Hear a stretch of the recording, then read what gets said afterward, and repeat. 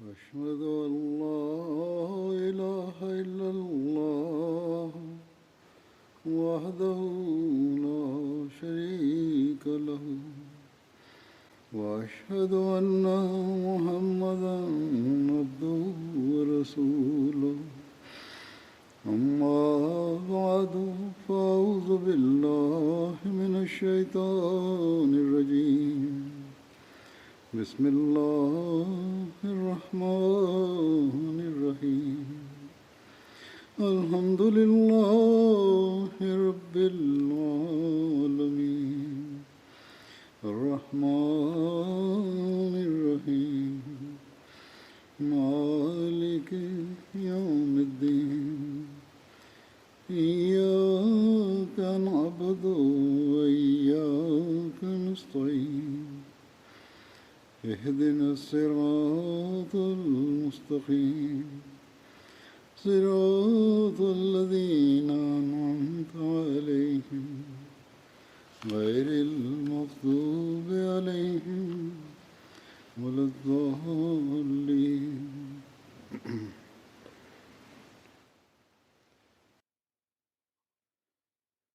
حضرت مسلم موعود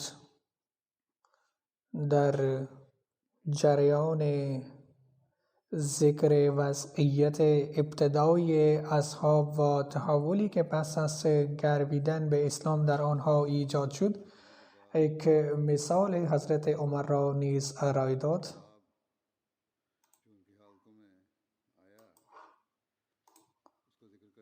قبلا آن را عنوان کردم، اما اینجا هم این رخداد را نسبت داده به این موضوع بیان میکنم. اون فرمود ببینید چطور اصحاب موقعیت و مقام اصحاب پیامبر شدن را کسب کردن و مراتب بزرگ را به دست آوردن. آنها سعی کردند وگرنه آنها دشمن جانی ایشان صلی الله علیه و آله و سلم بودند و سب و شتم کردند. حضرت عمر که بعد از آن حضرت خلیفه دوم انتخاب شد، در آغاز اسلام دشمن سر سخت پیامبر اکرم صلی الله علیه و آله و سلم بود و به قصد قتل ایشان از خانه راه افتاده بودند. در راه شخصی با او مواجه شد و ازش پرسید که به کجا داری می روید؟ او گفت من با قصد قتل محمد صلی الله علیه و سلم می روم. آن شخص گفت که اول باید خواهر و شوهر خواهر خود را که مسلمان شدن قتل کن، سپس دنبال محمد برو. وی این را شنید و خشمگین شد و مسیر خانه خواهرش را در پیش گرفت.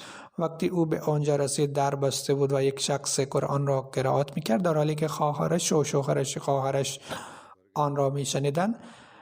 تا آن زمان دستور حجاب نازل نشده بود، بدین دلیل آن صحابه در خانه نشسته بود. حضرت عمر در را زد تا آنها باز بکنند. با شنیدن صدای وی خانه نشینان ترسیدند که مبادا بزنند، بدین سبب در را باز نکردند. حضرت عمر گفت اگر در را باز نکنید من این را خواهم شکست.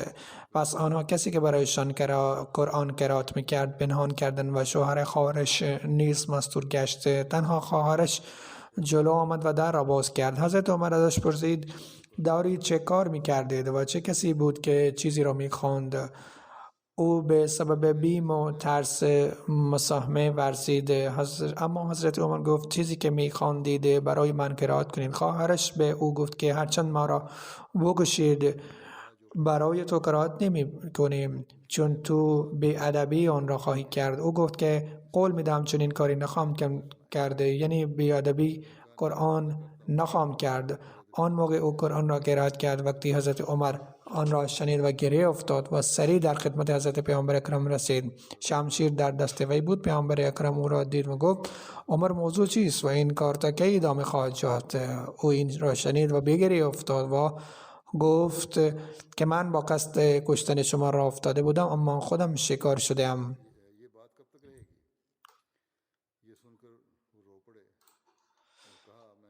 این خلاصه آن قصه طولانی است که قبلا بیان شده است. حضرت مسلم موعود می‌فرمایند قبل از آوردن اسلام وضعیت او بدین قرار بود و او از این وضعیت پیشرفت کرد. علاوه بر این همین اصحاب بودند که قبلا شراب می‌خوردند و با هم می‌جنگیدند و در چندین بدیها مبتلا بودند، اما وقتی پیامبر اکرم صلی الله علیه وسلم را پذیرفتند و به خاطر دین تلاش و کوشش کردند و نه تنها خود آنها به مراتب والا رسیدند بلکه باعث شدند که دیگران نیز به جایگاه برجسته برسند. آنها جهت اصحاب پیامبر اکرم به دنیا نیامده بودند بلکه همانند افراد دیگر بودند، اما دست به کار زدند و پافشاری کردند و به مقام اصحاب پیامبر رسیدند. امروز هم اگر ما همان روش را پیشه بکنیم بتوانیم به درجه اصحاب برسیم.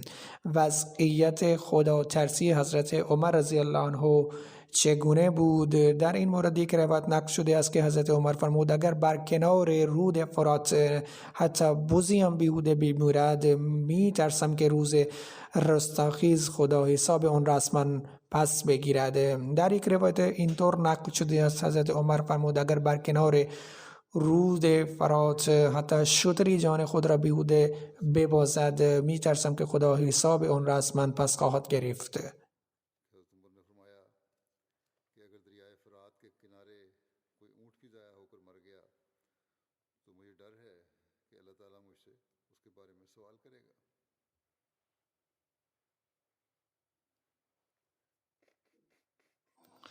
حضرت انس بن مالک روایتی داریم که روزی همراه عمر بن خطاب بیرون رفتم، حتی او وارد باغ شد. میان من و او یک دیوار حائل بود.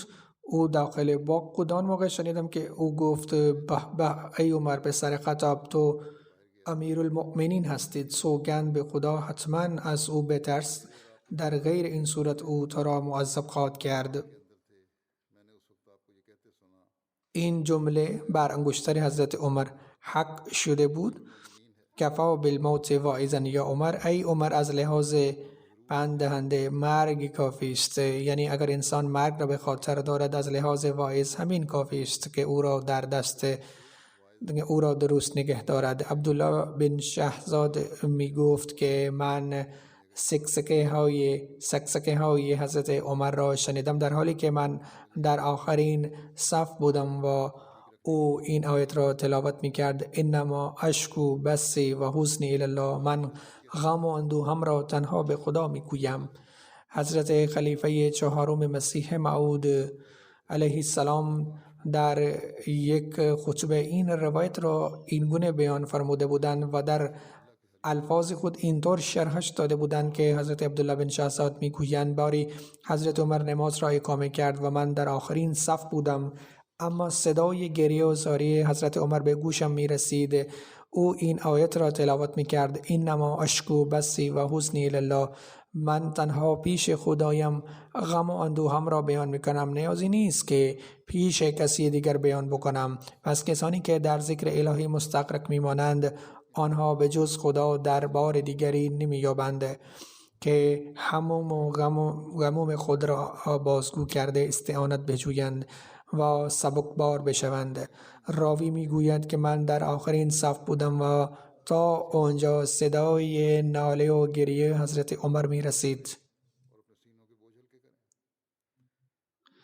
حضرت عمر چطور مراقب کسانی بودند که در آغاز اسلام خدمت کردند و فداکاری ها را از خود نشان دادند. در این مورد یک روایت نقل شده از ثعلبه بن ابو مالک میگویند حضرت عمر بن خطاب در بعضی از زنهای مدینه حجاب ها را تقسیم کردند.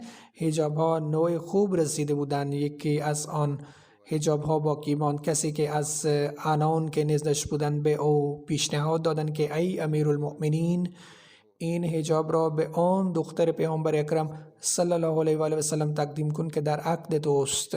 منظورش دختر حضرت علی یعنی حضرت ام کلثوم بود. حضرت عمر فرمود ام سلید این سزاوارتر است و او از آن زنان انصار بود که به دست پیامبر اکرم صلی الله علیه و آله و سلم بیعت کرده بود. حضرت عمر گفت در جنگ احد او برای ما مشکها را می آورد. علاوه بر این ذکر بخشش و عطا بر خویشاوندان کسانی که فداکاری ها را کردند نیز در روایت یافت می شود. زید بن اسلم از پدر خود روایت کرد و او می خواهد من همراه حضرت عمر بن خطاب به بازار رفتم. یک زن جوان از سمت عقب بهش رسید و گفت ای امیرالمومنین، شوهرم درود به جهان گفته است و اولاد کم سن را باقی گذاشته است. سوگند به خدا حتی پای بز هم نصیبشان نمی شود. آنها نه مزرعه دارند و نه لبون می ترسم مبادا قحط سالی آنها را از بین ببرد. من دختر قفاف بن ایما غفاری هستم و پدرم در غزوه حدیبیه همراه پیامبر اکرم صلی الله علیه و آله و سلم بودند. به محض شنیدن این حضرت عمر ایستادند و پیش قدمی نکردند. حضرت عمر گفت به این یک رابطه بسیار رشته بسیار نزدیک است. بعد از این حضرت عمر به خانه برگشتند و یک شتر قوی را گرفتند که در خانهش بود و 2 کیسه را از اناج پر کردند و روی شتر حمل کردند. در میان آن پارچه و اموال که مدت 1 سال کافی بود نهادند و لجام آن شتر را به دست آن زن سپرد و بهش گفت که این را ببر، هنوز این به پایان نخواهد رسید که خدا بیشتر برای تو فراهم خواهد ساخت. شخصی به وی گفت که ای امیرالمومنین، تو بر آن بخشش زیادی کرده. حضرت عمر گفت مادرت تو را از دست بدهد، یعنی اظهار نارضایتی کردند و گفتند که سوگند به خدا هنوز دارم پدرش و برادرش را میبینم. آنها تا مدت طولانی قلعه را محاصره کردند و پایان کار آن را تسکیک کردند و صبحگاه سهمهایشان را در میان خود شروع به تقسیم کردیم. یعنی آن 2 تا افراد قلعه را تسخیر کرده بودند و از اموال غنیم آن قلعه تمام مسلمانان سهم ها را بردند. گویی ما از سهم هایشان برای خود گرفتیم. بدین دلیل آن زن سزاوارتر است که چیزی بهش داده بشود.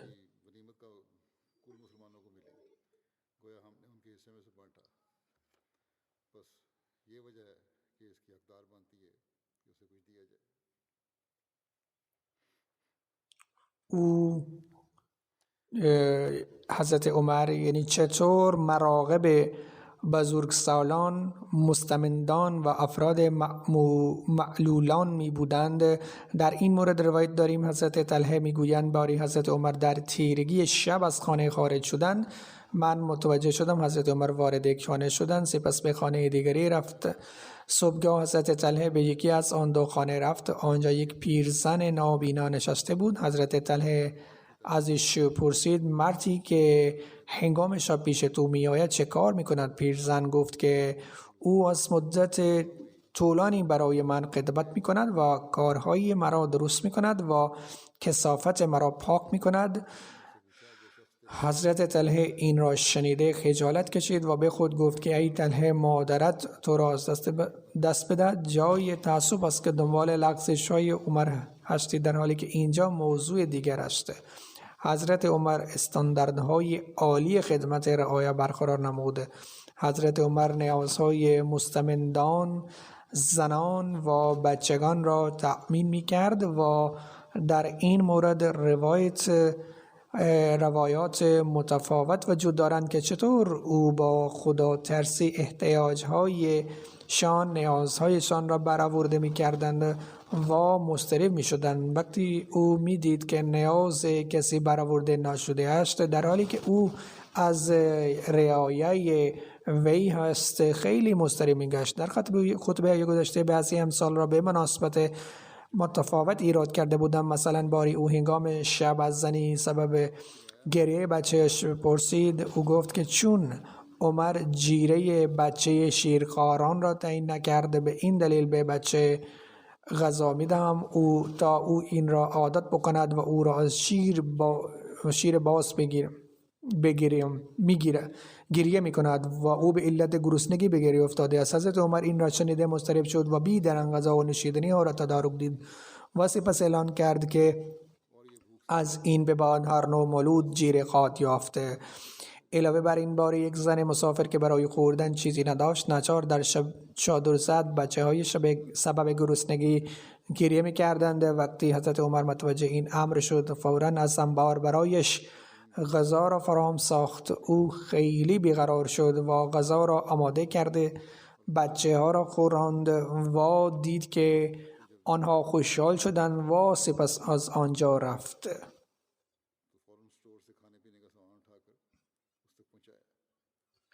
حضرت مسلم معود می فرمایند ببینید یک سو به سبب شکوه و جلال حضرت عمر شاهان قدرتمند جهان می لرزیدند، می ترسیدند. دولت‌های قیصر و کسری لرزه براندام می بودند و به طرف دیگر در شب تار وقتی بچه‌های یک زن روستایی را در حال گرسنگی دید، شخصی عظیم المرتبت همچون حضرت عمر بیتاب شد و کیسه آرد را روی کمر خود حمل کرد و جعبه روغن را در دست گرفته نزد او رسید و تا زمانی که غذا را آماده کرده بچه را نخوراند و آنها با اطمینان نخسبیدند برنگشت. علاوه بر این یک رخداد از حضرت ابن عمرو مرویست. وقتی حضرت عمر از شام به مدینه برگشت از مردم جدا شد تا از احوال مردم با خبر بشوند، یعنی از آن کاروان جدا شد و به سمتی راه افتادند تا احوال مردم را دریافت کنند. او از کنار یک پیرزن که در چادر خود نشسته بود رد شد. حضرت عمر ازش شروع به پرسجو کرده. آن زن گفت ای مرد، عمر چه کار کرده؟ حضرت عمر گفت او همینجاست و از شام برگشته است. آن زن گفت که خدا از طرف من بهش پاداش خوبی ندهد.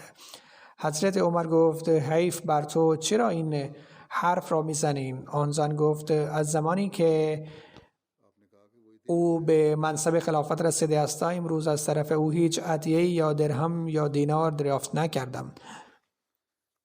حضرت عمر فرمود وی بر حال تو. عمر چطور میتواند بر حال تو مطلع بشود با اینکه تو در منطقه‌ای به این دوردست نزد جنگل نشسته ای؟ آن پیرزن ندانسته بود که شخص مخاطب حضرت عمر است. او گفت سبحان الله. پیرزن گفت سبحان الله، گمان نمیبرم که کسی بر مردم ولایت بکند در حالی که از این امر بیخبر باشد که جلویش در شرق و غرب چیست. عمر در حال گریه و زاری به طرف وی متوجه شد و داشت میگفت که وی عمر ای عمر، چند تا مدعی خواهند بود و هر یک از آنها بیش از تو فهم و علم دین را خواهد داشت. سپس حضرت عمر بهش گفت تو حق مظلومیت را به دست او عمر به چند میفروشی؟ میخواهم او را از جهنم محفوظ نگه دارم. یعنی این گفت که میخواهم عمر را از جهنم مسون نگه دارم. بگو حق مظلومیت خود را به چند میفروشی؟ آن زن گفت ما را در مورد استحضاء قرار نده، رحمت خدا بر تو باد. حضرت عمر گفت این که شوخی نیست. حضرت عمر اصرار کرد حتی از آن زن حق مظلومیت را در عوض 25 دینار خرید. هنوز بحث در ادامه بود که ادامه داشت که حضرت ابن علی بن ابی طالب، حضرت عبدالله بن مسعود آنجا رسیدند و گفتند السلام علیکم یا امیر المؤمنین. آن موقع آن زن دست خود را روی سرش نهاد و گفت خدا از من بگذرد، من رو به رو امیر المؤمنین را ناسزا گفتم. امیر المؤمنین گفت تو هیچ تقصیری نکرده، رحمت خدا بر تو باد. بعد از این حضرت عمر تیکه چرمی خواست تا روی آن بنویسد اما یافت نشد. سپس قسمتی از شالی که در بر کرده بود برید و نوشت بسم الله الرحمن الرحیم. این مدرکی است که طبق آن امروز عمر از زن فلان حق مظلومیت را زمانی که عمر بر مسند ولایت نشسته است در عوض 25 دینار خریده است و اکنون اگر او در روز رستاخیز پیش خدا ایستاده ادعا کند عمر از آن بری است. علی بن ابی طالب و عبدالله بن مسعود بر این شاهد هستند. سپس آن نوشته را به تحویل حضرت علی داد و فرمود که اگر من قبل از تو درود به جان بگویم باید این را در کفن من بگذار. مردم برای آرایش و بستگی اولاد خود استانداردهای بالایی دارند. حضرت عمر در مورد این چه استاندارد داشتند در باره این روایت نقل شده است. حضرت اسلم که توسط حضرت عمر آزاد شده بود نقل است که در یکی از شبهای با امیرالمؤمنین در حوالی مدینه گردش میکردم، حضرت عمر برای 1 ساعت بیت دیوار تکیه داد، یعنی کمی استراحت کرد. آن دیوار خانه پیرزنی بود. شنید اون پیرزن داخل خانه به دختر خود میگفت که بگذار به شیر آب را اضافه کن. دختر گفت نمیدانی منادی امیرالمؤمنین اعلام کرده است که نباید به شیر آب را اضافه کنند. مادر گفت که نه، امیرالمؤمنین اکنون حضور دارند و نه منادیش. دختر گفت سوگند به خدا سزاوار نیست در جلوش به او اطاعت کنیم و در خلوت از او سرپیچی بکنیم. با شنیدن این حضرت عمر بسیار خوشحال شد و به رفیقش گفت ای اسلم بردر این خانه نشان بگذار. روز بعد کسی را فرستاد و به آن دختر به دلیل راستی و خوبیش با پسر خود عاصم رابطه برقرار کرد و از او دختری عاصم تولد یافت. حضرت عمر بن عبدالعزیز از اولاد این دختر بود. در روایتی از سلمه نقل شده است که باری من از بازار می رفتم، حضرت عمر هم به دلیل کار خود گذر می کرد، در دستش تازیانه بود. حضرت عمر فرمود ای سلمه از سر راه این گونه برو و ضرب خفیف به تازیانه زد، ولی تازیانه بر کنار لباسم حس کردم. پس من از سر راه رفتم و او ساکت شد حتی 1 سال گذشته. سپس در بازار به حضرت عمر ملاقات کردم. اون گفت ای سلمه آیا امسال قصد داری به حج بروید؟ گفتم بله یا امیرالمؤمنین. سپس دستم را گرفت و به خانه برد و 600 درهم از کیسه‌ای به من داد و گفت ای سلمه آن را برای تأمین نیاز خود استفاده بکن و این تلافی آن چیزی است که 1 سال پیش تو را تازیانه زده بودم. سلمه میگوید که من عرض کردم سوگند به خدا ای امیرالمؤمنین به کلی فراموش کرده بودم و امروز به من یادآوری کردید. حضرت عمر هم نگه داشته بود که نرخ‌های بازار به گونه‌ای باشند که حقوق شهروندی هیچ طرفی خدشه دار نشود.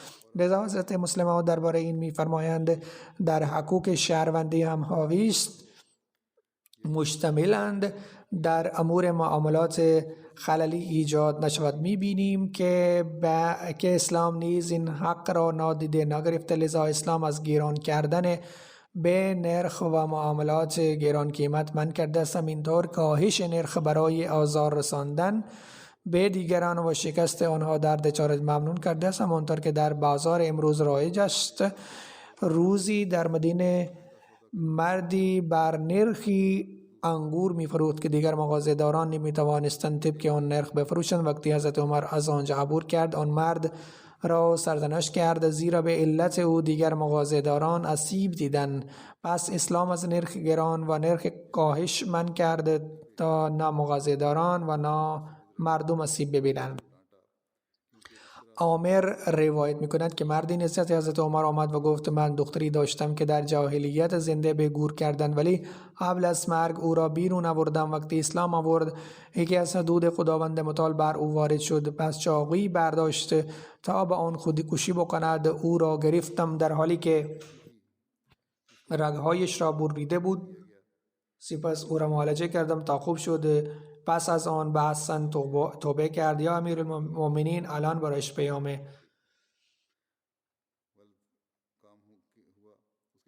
پیغام ازدواج میگیرم.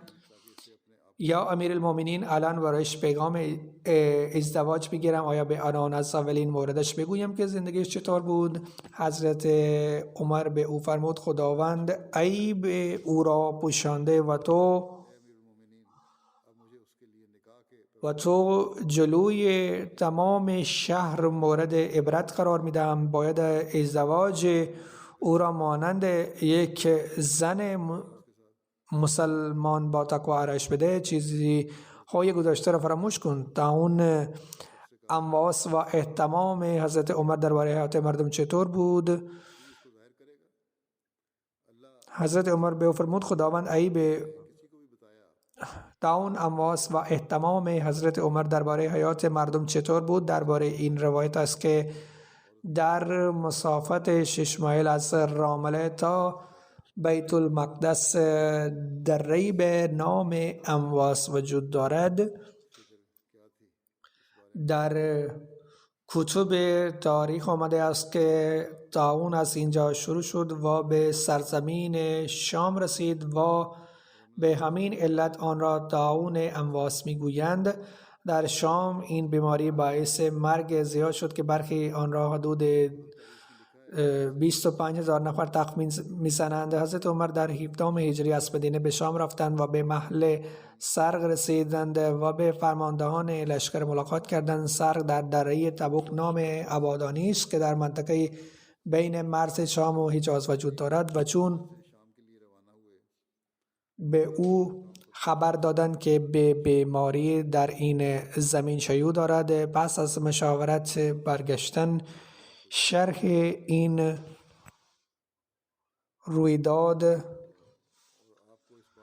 در صحیح بخاری چنین آمده است: حضرت عبدالله بن عباس بیان میکنند قبل از نیز قسمتی از این رخداد را توضیح داده شده بودم. وقتی حضرت عمر به سرغ رسیدند با فرمانده لشکریان حضرت ابو عبیده و یارانش ملاقات کردند.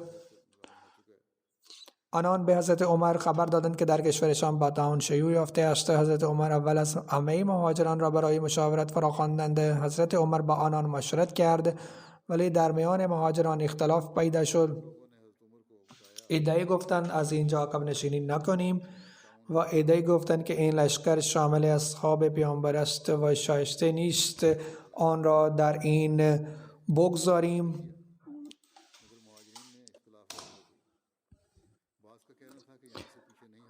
حضرت عمر انصار نیز فرستاد و سپس گفت پیران قریش را که از فتح مکه ایمان آوردند و به مدینه آمده بودند حاضر بکنند.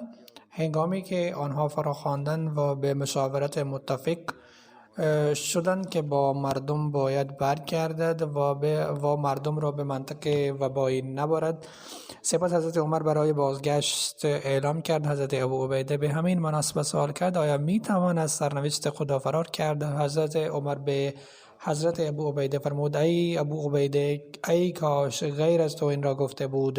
آری ما تقدیر الهی فرار میکنیم و به سوی تقدیر الهی میرویم. اگر شتر داری و آنها را به دره‌ای که دو کنار دارد میبری که یکی سبز است و دیگری خشک، آیا از طرف خدا نیست که اگر شترهای خود را در جای سبز بچرانی و به تقدیر خداست و اگر آنها را در جای خشک بچرانی هم از تقدیر خداست؟ راوی میگوید در این هنگام حضرت عبدالرحمن عوف نیز آمدند که قبلا به دلیل دست به کار زیاد نتوانستند حاضر بشوند. وی گفت من می توانم این مشکل را حل بکنم. از پیامبر اکرم صلی الله علیه و آله شنیدم فرمودند که اگر درباره جایی آگاه باشید که وبا شیوع دارد به آنجا نروید و اگر در جایی هستید که در آن مرض پیدا شود و از آنجا فرار نکنید. حضرت عمر خدا را شکر کرد و بازگشت. حضرت عمر از مدینه آمده بودند و هنوز به محل طاعون نرسیده بودند، به همین خاطر به یارانش با همراه یارانش بازگشتند. اما حضرت ابو عبیده چون فرمانده کل لشکر بود و قبلا در منطقه وبای مستقر بودند، به همین علت او و لشکر مسلمانان در منطقه طاعون زده ماندند. حضرت عمر با ورود به مدینه به فکر مسلمانان شام افتادند که چگونه آنان را از بلای طاعون نجات بدهند. مخصوصا حضرت عمر درباره حضرت ابو عبیده فکر زیادی داشت. روزی حضرت عمر نامه‌ای به حضرت ابو عبیده فرستاد و گفت که من به تو کار مهمی دارم. پس وقتی این نامه را دریافت بکنید بیدرنگ عازم شوید و تحقیر نکنید. اینش که حضرت عمر با حضرت ابو عبیده بود. حضرت ابو عبیده وقتی آن نامه را خواندند فرمود میل امیرالمؤمنین را میدانم. خداوند عمر را ببخشد و او میخواهد آنچه را که باقی نمانده نگه دارد، یعنی خدا میداند چه بر سر من میآید. ابو عبیده کمی فکر کرد و در پاسخ نامه گفت ای امیرالمؤمنین، من اندیشه تو را فهمیدم، مرا فراخوان بگذارید اینجا بمانم من یکی از سربازان مسلمانان هستم، چگونه ممکن است از سرنوشت خودم روگردانی بکنم؟ حضرت عمر با خواندن آن نامه به گریه افتادند. حاضرین پرسیدند ای امیرالمؤمنین، حضرت ابو عبیده از دنیا رفتند؟ گفت نه ولی شاید. حضرت عمر پس از مشورت با اصحاب اهل رای به حضرت ابو عبیده نوشت که تو با لشکر به نشیب مستقر شدی، باید به مکانی بلند برو. به جای یک مکان پس به مکان مرتفع بروید، به مکان تپه‌ای که حتی کمی هوا صاف باشد. حضرت ابو عبیده هنوز در فکر رعایت این دستور بود که تا آن به او رسیده بود و او از دنیا رفت. حضرت ابو عبیده معاذ بن جبل را به عنوان جانشین خود تعیین کرده بودند، اما او نیز به علت طاعون درگذشت. حضرت معاذ بن جبل حضرت عمرو بن عاص را جانشین خود قرار داده بودند. اون سخنی ایراد کرد و فرمود هنگام این مرض شیوع دارد مانند آتش گسترده می شود، در کوهها پنهان شوید و جان خود را از این نجات بدهید. مردم را از آنجا بیرون برد و به کوه رفت حتی داون کاهش شد و یواش یواش به کلی تمام شد. چون حضرت عمر از این سخنانی حضرت عمرو بن عاص آگاه شد، نه تنها آن را پسندید بلکه آن را اطاعت از فرمان خود قرار داد و برای حضرت ابو عبیده فرستاده بود. غیر از حضرت ابو عبیده بن جراح، حضرت معاذ بن جبل، حضرت یزید بن ابو سفیان، حضرت حارث بن هشام، حضرت سهیل بن عمرو، حضرت عتبه بن سهیل و دیگر بزرگان بر اثر این بیماری درگذشتند. حضرت مسلم عود رضی الله عنه نیز با ذکر بازگشت از طاعون امواس در جایی می‌فرمایند زمانی که جنگ در شام رخ داد و طاعون شیوع یافت، حضرت عمر خود به آنجا رفتند تا به توصیه مردم مقدمات معقولیه برای حفاظت لشکر از طاعون فراهم بکنند. اما چون هجوم بیماری شدت گرفت، اصحاب گفتند که سزاوار نیست که اینجا بمانند و باید به مدینه برگردند. ابو عبیده هنگامی که عمر قصد بازگشت داشت، افرارا من قدر الله، آیا از سرنوشت خدا فرار میکنین؟ حضرت عمر در جواب فرمود نام نفر من قدر الله الی قدر الله. اری ما از این تقدیر الهی به سرنوشت دیگری می رویم. الغرض ترک وسایل دنیاوی جایز نیست، البته وسایل دنیاوی را باید تابع دین کرد. چند رخ داد از قبولیت دعای حضرت عمر این گونه بیان شدند. حضرت خواص بن جبیر میگویند در زمان خلافت حضرت عمر مردم قحطی شدید را تحمل کردند. سپس حضرت عمر با مردم بیرون رفتند و 2 رکعت نماز استسقا خواندند و چادر خود را بر 2 کتف گذاشت، چادر را پوشید، ملحفه سمت راست را روی شانه چپ و ملحفه سمت چپ را روی شانه راست گذاشتند. سپس چادر را پوشیدند، سپس دست خود را به دعا بلند کردند و گفتند خدایا، خداوند متعال، از تو طلب امرزش میکنیم و باران میطلبیم. او هنوز عقب نشینی نکرده بود و دعا میکرد که باران شروع شد. راوی میگویند مردم روستای ما نزد حضرت عمر آمدند و گفتند یا امیرالمؤمنین، در فلان روز در فلان وقت در وادی خود بودیم که ابرها بر ما سایه افکنده بودند و صدایی از آن شنیدیم که باران ابو حفص به سوی شما می آید، باران ابو حفص به سوی شما می آید. رخداد قبولیت دعای او را در مورد جریان رود نیل بیان می کنند. زمانی که رود نیل خشک شد، پیش از اسلام در بین مردم رسم بود که برای جریان این رود و این که آیا این آیین واقعا تأثیری داشته است یا خیر، الله اعلم، ولی اسلام آمد. وقتی اسلام آمد و به این رسم پایان داد و آنچه در مورد ختم تمام این مراسم گفته می شود از قیس بن حجاج نقل شده است که وقتی مصر فتح شد، مردم آن محل در ماهای غیر عجم روزی نزد حضرت عمرو بن عاص آمدن و گفتن ای امیرالمؤمنین، برای رودخانه ما آیینی است که بدون آن این جاری نمی شود. حضرت عمرو پرسید چیست؟ مردم گفتند چون 11 شب از این ماه میگذرند نزد پدر و مادر دختر باکره‌ای می رویم و سپس با پدر و مادرش توافق می کنیم و بهترین لباسها و زیورها را به او می دهیم و می پوشانیم. سپس او را در رودخانه نیل قرار می دهیم. حضرت عمرو به آنها فرمود که هرگز در اسلام چنین قابل قبول نیست. البته اسلام تمام شعائر قبل از خود لغو می کند. پس مردم باز ماندند و نهر نیل در آن زمان اصلا جاری نبود تا اینکه مردم قصد مهاجرت از آن را داشتند، یعنی این آیین را در ابتدا اجرا می کردند و سر انجام وقت می رسید که رود نیل نیز خشک شد. مردم تصمیم گرفتند که آنجا را ترک بکنند. پس چون حضرت عمرو آن را دیدند به حضرت عمر بن خطاب نوشت. حضرت عمر در پاسخی به حضرت عمرو بن عاص نوشت هر چی گفتی در درسته. البته اسلام تمام شاعر قبل از خود را لغو می کند. داخل نامه روخی کوچکی فرستاد و حضرت عمر به حضرت عمرو نوشت که البته من در نامه‌ام برای شما یه نامه کوچک فرستادم، آن را در رود نیل قرار بدهید. بیندازید.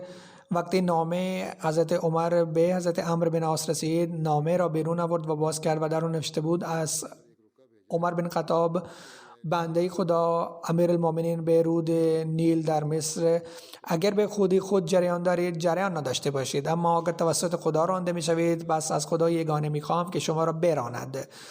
پس حضرت عمرو یک روز قبل از جشن صلیب آن را به رود نیل انداخت. چون صبح شد خداوند متعال در یک شب 16 مشت زیادی پیمانه جریان رود را شکد را می کست. آب در رود نیل رها کرده. سپس خداوند متعال به رسم مردم مصریان پایان داد. اکثر کتب تاریخ این رخداد را تایید کرده، اما محمد حسین هیکل زندگی نامه نویس حضرت عمر وجود چنین مراسمی را رد کرده است و با این حال یک رخداد است. سپس ماجرای شنیدن صدای حضرت عمر در جنگ حضرت ساریه است قبلا بیان شده است. در اینجا هم به آن اشاره خواهم کرد و این قبولیت دعا و رفتار خاص خداوند متعال به حضرت عمر نشان می‌دهد. در تاریخ طبری اومده است که حضرت عمر حضرت ساریه بن زنیم را به فسا و منطقه دارا بجرد فرستاد. وقتی به آنجا رسیدن مردم را محاصره کردند. هنگامی که دشمن یاران خود را احضار کردند، آنان در صحرا علیه سپاه مسلمانان گرد آمده بودند و چون بر تعداد آنان افزوده شد مسلمانان را از هر سو محاصره کردند. حضرت عمر در روز جمعه سخنرانی می‌کرد که گفت یا ساریه بن زنیم الجبل الجبل، یعنی ساریه بن زنیم کوه نیست. محل استقرار لشکر مسلمانان کوهی بود که اگر به آن پناه می بردند دشمن فقط از یک طرف حمله می کرد.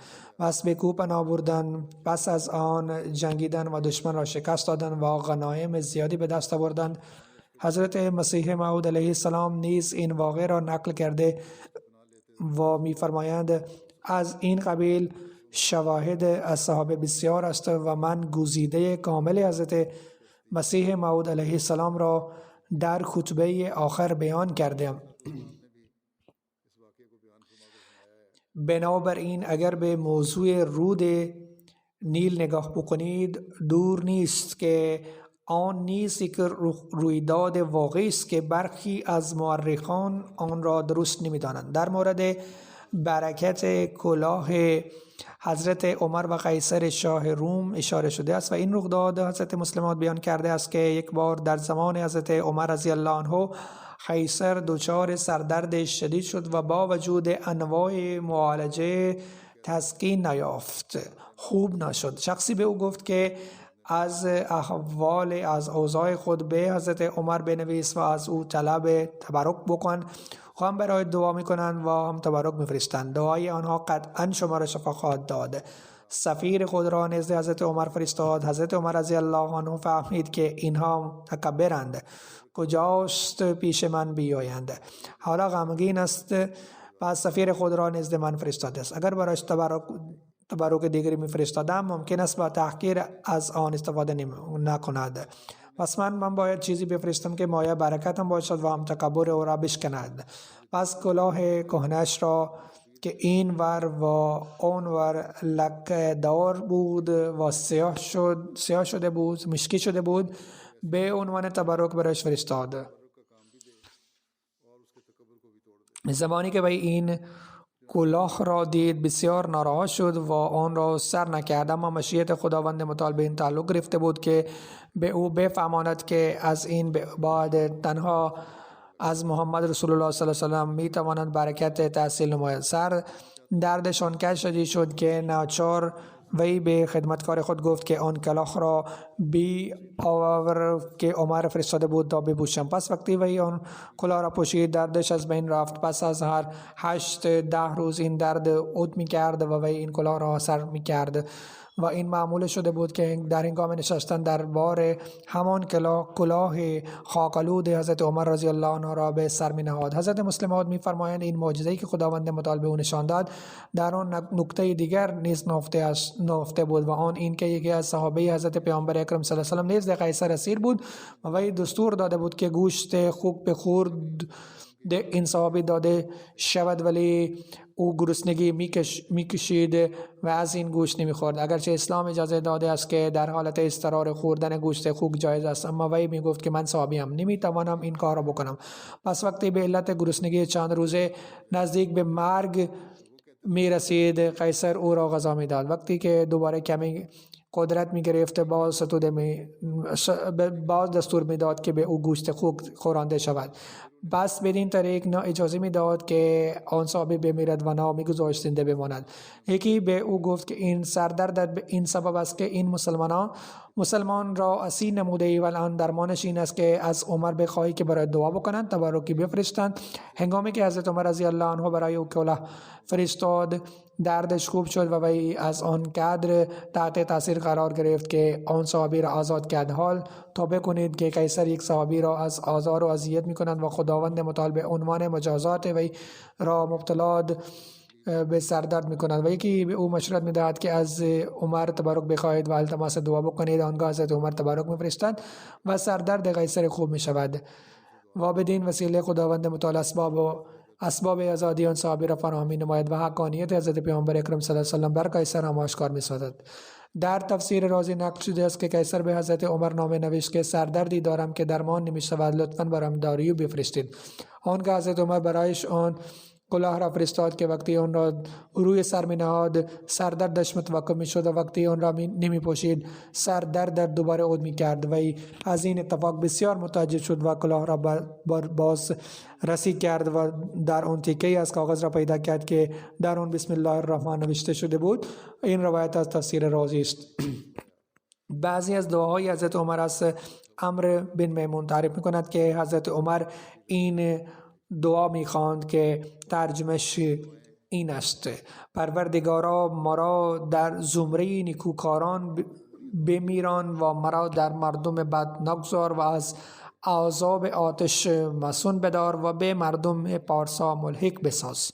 از یحیی بن سعید بن مسیب روایت نقل شده است که حضرت عمر بن خطاب از منا بازگشت و شتر خود را در ابته نشان و سنگهای وادی بطحا را توده‌ای کرد و روی آن کناره از چادر را بند کرد و روی آن دراز کشید و دستای خود را به آسمان بلند کرد و شروع به دعا کرد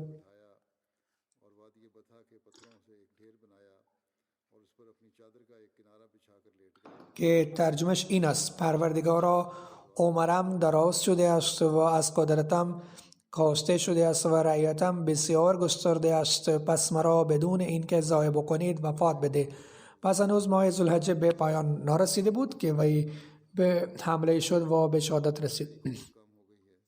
از حضرت ابن عمر مروی است که در ایام قحطی حضرت عمر یک کار تازه شروع کرد که قبلا انجام نمیداد و آن این که پس از اقامه نماز شب بر مردم به خانه رفته و تا آخر شب به طور مستمر نماز نافله می‌خواند و سپس بیرون آمده و در اطراف مدینه دور می‌زد. شبی نزدیک به سحر او را شنیدم که دعا می‌خواند که ترجمهش این است: پروردگارا به دست من امت محمد صلی الله علیه وسلم را به هلاکت نیافکن. حضرت خلیفه اول رضی الله عنه تعریف میکنند که بر انسان است که فقط به خاطر خدا عبادت بکند، خواه خلائق او را بد بدانند یا خوب. نباید به آن اعتنایی داشت و همچنین بد جلوه دادن ظاهر خود را. خود از این دعای تعلیم داده حضرت پیامبر اکرم صلی الله علیه و سلم ناجایز ثابت می شود و این دعایی است که آن حضرت به حضرت عمر یاد داده بودند و آن بدین قرار است: اللهم اجعل سریرتی خیرا من علانیتی و اجعل علانیتی صالحا. بار اله آها باطنم را بهتر از ظاهرم بساز و ظاهرم را صالح بگردان. روایتی درباره رعایت آداب نماز و مسجد نبوی نقل شده است و حضرت صاحب بن یزید مروی است که در مسجد ایستاده بودم که شخصی به من سنگریزه زد. نگاه کردم دیدم که حضرت عمر بن خطاب است. سپس وی به من فرمود برو این 2 نفر را نزدم بیاور. پس آن 2 نفر را که به صدای بلند صحبت می‌کردند نزدش آوردند. حضرت عمر از آنها پرسیدند شما کی هستید؟ چه کسی هستید؟ یا گفت که از کجا آمدید؟ گفتند ما از اهالی طائف هستیم. آنگاه حضرت عمر فرمود اگر از این شهر بودید شما را مجازات می‌کردم، چون داشتید در مسجد بسیار بلند صحبت می‌کردید. حضرت ابن عمر رضی الله عنه تعریف می‌کنند که روش حضرت عمر این بود که مادامی که صفهای مسجد درست و برابر نمیشد الله اکبر نمیگفت، بلکه یک نفر را مأمور کرده بود که صفا را برابر کنند. ابو عثمان نهدی گفت من حضرت عمر را دیدم که وقتی برای نماز اقامه گفته میشد رو به مردم کرده و میگفت فلانی کمی جلو بیا و فلانی کمی عقب برو، یعنی صفها را برابر میکرد و هنگامی که صفها برابر میشد رو به قبله میکرد و الله اکبر میگفت. درباره فداکاری مالی حضرت عمر و انفاق در راه خدا روایتی هست، اگرچه روایات فراوان دیگر نیز هست. حضرت ابن عمر تعریف میکنند که حضرت ابن عمر در خیبر قطعه از زمین را خرید و سپس نزد حضرت پیامبر اکرم صلی الله علیه و سلم آمد و تا درباره آن با آن حضرت مشورت کند. گفت یا رسول الله من در خیبر زمین خریدم، به نظرم هیچ ملکی بهتر از این پیدا نکردم، شما درباره آن به من چه مشورت می‌دهید؟ آن حضرت فرمودند اگر بخواهی میتوانیم اصل زمین را وقف کنید و در آمدش را خرج فقیران و مستمندان بکنید. نافع می گفت که حضرت عمر آن زمین را صدقه کرد مشروط به این که نه فروخته شود و نه هدیه داده شود و نه بین وارثان تقسیم گردد. پس او آن را برای نیازمندان و خویشان و آزاد کردن بردگان در راه خدا و مسافران و مهمانان وقف کرد و مشخص نمود که کسی که این زمین را مدیریت کند برایش مانع نیست که طبق معروف خود نیز بخورد و بخوراند، اما ذخیره اندوزی نکند. هرگاه نیاز به فداکاری پیش آمد حضرت عمر کوشید که در آن از دیگران سبقت بجوید. باری حضرت پیامبر اکرم صلی الله علیه و سلم فداکاری مالی فراخواند و وی نصف اموالش را آورد. این رخ داد قبلا نیز بیان شده است، اما خشیت الهی به حدی داشت که در هنگام وفات از چشمانش اشکها سرازیر بود و می گفت اما خشیت الهی به حدی داشت که در هنگام وفات از چشمانش اشکها سرازیر بود و می گفت من سزاوار هیچ پاداشی نیستم، فقط می خواهم که از مجازات مصون بمانم. این بود سطح خشیت الهیش. هنوز کمی مطلب دیگر هست، انشاءالله در آینده تعریف خواهم کرد.